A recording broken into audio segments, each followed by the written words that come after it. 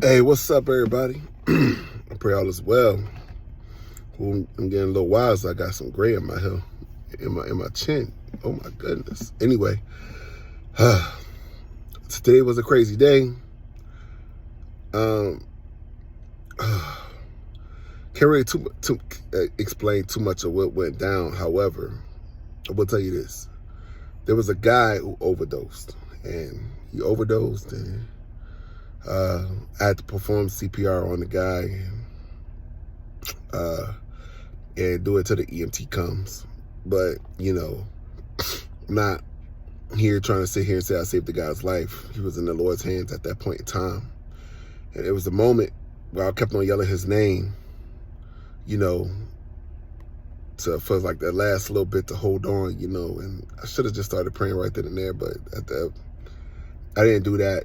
I got scared. So first thing I did was I called my wife, and she didn't answer. She was busy, but which I get, so I'm not gonna hold that against her. But should have just called on the Lord. But that's me. But if you're ever in that situation, but however, it made me think the guy overdosed, and I don't know if he lived or he didn't, or he did. But the thing is that if he died in his sin. He died to his addiction of drugs, and all it made me think about was if I died in my sin. And I don't want to die in my sin. I don't.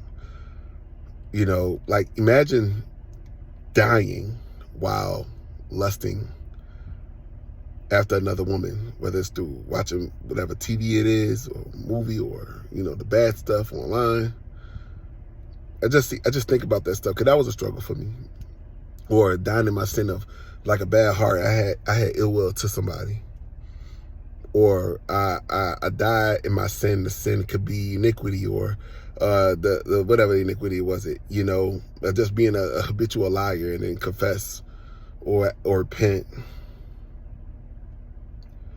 Not everybody gets a deathbed. Not everyone gets a deathbed.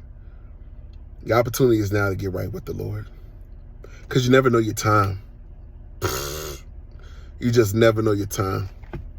And if you don't know your time, it makes sense to be right now. It's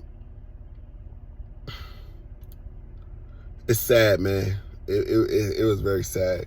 I mean, I've been through this before plenty of times, but you look at it more of a spiritual level. Like as I'm doing CPR and I'm looking at his face as he's dwindling away, he looks pale. He's like a goner. He was like a goner. He had the death rattle. God.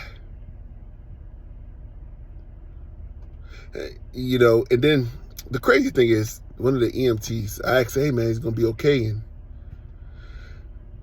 he said, with these guys, they usually don't die. The way he said it was because he sees it every single day. He sees death every single day. But what if he did die? Was he ready? He had no hope. He had no hope. It was just an end. Compassion for folks. We got to have compassion. Let's start having compassion for people.